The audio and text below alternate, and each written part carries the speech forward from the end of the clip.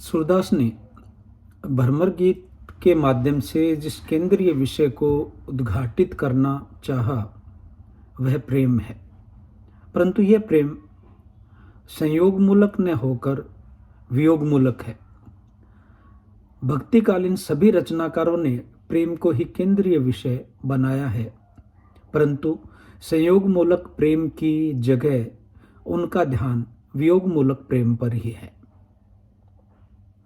सूरदास ने प्रेम को शारीरिक सौंदर्य से उत्पन्न तो माना, लेकिन उनका यह प्रेम शरीर को अतिक्रमित करके वियोग में ही अपना समाधान ढूंढने वाला रहा है। उन्होंने प्रेम की तन्मयता पर सर्वाधिक ध्यान दिया, जहां शरीर गौण रह जाता है तथा भावनाओं का आवेग ही प्रबल माना जाता है। इस प्रेम के माध्यम से सूरदास ने न केवल सामंती रूढ़ियों पर प्रहार करने की कोशिश की, बल्कि तत्कालीन प्रचलित शुष्क दर्शनों को भी खंडित करने का कार्य किया। सूरदास के समय तथा उनसे कुछ पहले की यदि हम बात करें तो हिंदू समाज में निर्गुण साधना बलवती दिखाई देती है। यह साधना जन सामान्य को ध्यान में रखकर पनपी, परंतु इसमें एक तरफ व्यवहारिकता का अभाव था, साथ ही यह साधना जन सामान्य की समझ से भी परे थी। निर्गुण साधना के केंद्र में ज्ञान तथा योग की मुख्य भूमिका होती है, जबकि सगुण भक्ति प्रेम तथा भावनाओं पर अवलंबित होती है। सूरदास ने भ्रमर गीत के बहाने निर्गुण पद्धति की जगह सगुण पद्धति की वकालत की। उन्होंने सगुण भक्ति के जरिए एक वैकल्पिक समाज को स्थापित करने का प्रयास किया। निर्गुण पंथियों ने जिस प्रकार योग तथा ज्ञान को बढ़ावा दिया, उसमें समाज में वैराग्यवादी प्रवृत्तियों का विकास हुआ। इससे विवाह तथा परिवारवादी संस्थाओं के बंधन ढीले पड़ने लगे। निर्गुण पंथी संतों ने माया की जिस प्रकार व्याख्या की, उसका सर्वाधिक दुष्प्रभाव नारी जाति के अस्तित्व पर पड़ा।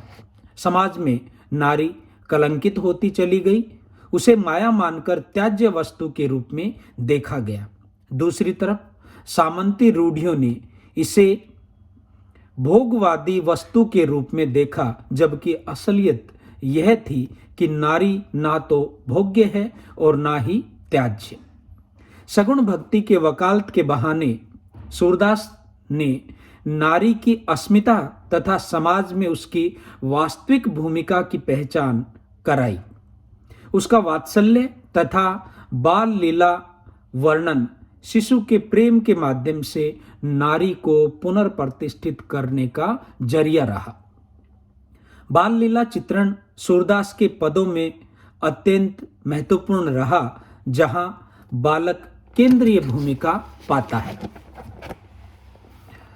वैराग्यवादी प्रवृत्तियों ने विवाह तथा परिवार जैसी इकाइयों के शरण का कार्य किया, जिसमें सामाजिक गतिशीलता बाधित हुई।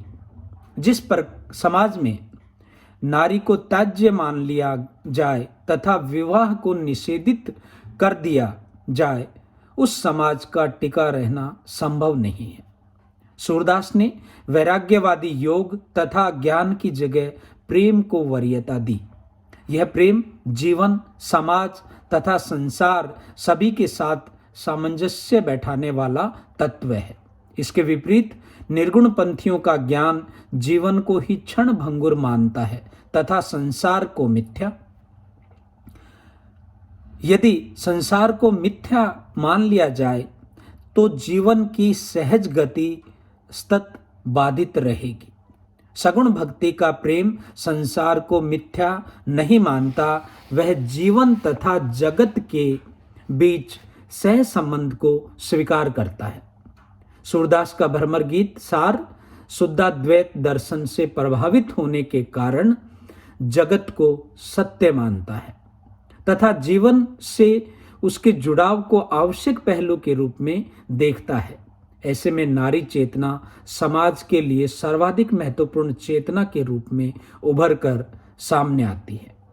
मध्ययुगीन समाज की जड़ताओं ने भोग मूलक प्रवृत्तियों को जन्म दिया और पुरुष की स्वेच्छाचारिता तथा पितृसत्तात्मकता या पितृसत्तात्मक समाज के जो जड़ बंधन है उन बंधनों को भी बढ़ावा दिया। सूरदास के प्रेम के दोनों पक्ष श्रृंगारिक प्रेम तथा वात्सल्य प्रेम ने सामंती समाज की रूढ़ियों को प्रतिस्थापित करने का कार्य किया। यहाँ गोपियों का प्रेम स्वच्छंद माना गया। आचार्य शुक्ल के शब्दों में सूरदास की गोपियां पशु पक्षियों की तरह उन्मुक्त है। यहाँ प्रेम लोक तथा वेद दोनों मर्यादाओं को खंडित करता है, वह जीवनोत्सव के रूप में सामने आता है। सामंती समाज में जहाँ नारी का घर से निकलना संभव नहीं था, घर की चाहर दीवारी जैसे उनके लिए कैद हो तथा पुरुषों की अधीनता ही जिनके लिए स्वाभाविक जीवन हो, ऐसे समाज में नारी के उन्मुक्त प्रेम की चर्चा सूरदास की सामाजिक चेतना के पहलू के रूप में हमारे सामने प्रमुखता से उभर कर आती है। बाल्यकाल से वृद्धावस्था तक नारी पिता, पति और पुत्र इन्हीं तीनों के अधीन जीवन व्यतीत करती रही है। ऐसे में सूरदास ने चार दीवारी की कैद को तोड़कर उसे एक उन्मुक्त वातावरण देने का कार्य किया।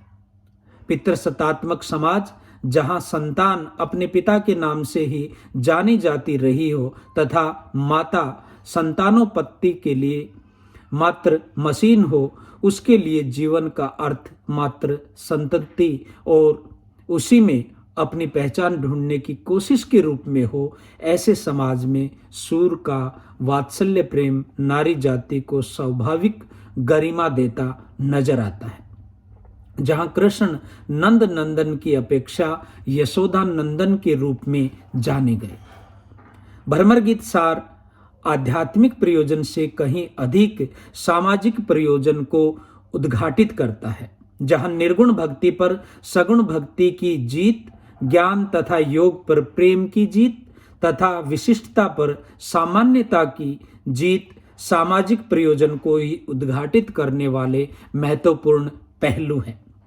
सूरदास ने जिस गोकुल अथवा वृंदावन की चर्चा की, उसका संबंध ग्रामीण सामान्य जीवन से रहा तथा जिस मथुरा की भर्त्सना की, वह शहरी संस्कृति का प्रतिनिधि रहा।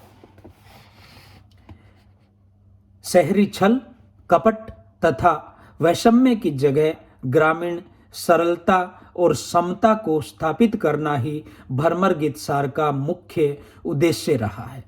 सूरदास ने चरवाह संस्कृति तथा पशुचारणिक सभ्यता की विशेष कल्पना की। इसका भी अपना एक सामाजिक उद्देश्य रहा है। पशुचारणिक व्यवस्था समूह जीवन पर आधारित होती है, जहां जीवन की गति एक विशेष सुर तथा लय पर आधारित होती है। यहाँ कोई किसी से बड़ा या छोटा नहीं होता। यहाँ जीवन का आधार स्व चेतना की जगह सामूहिक चेतना पर टिका होता है। सूरदास ने शहरी संस्कृति तथा मथुरा के बहाने अवसरवाद तथा वंशवाद पर भी भ्रमर गीतसार में कड़ा प्रहार किया है। राजनीति पर किया गया उनका आक्षेप अवसरवाद को ही उद्घाटित करता है। इसके विपरीत ग्रामीण संस्कृति की सरलता अवसरों की ताक में बैठी नहीं रहती, बल्कि आत्मदान, समर्पण तथा भावमूलक दृष्टिकोण से जुड़ी है। धन्यवाद।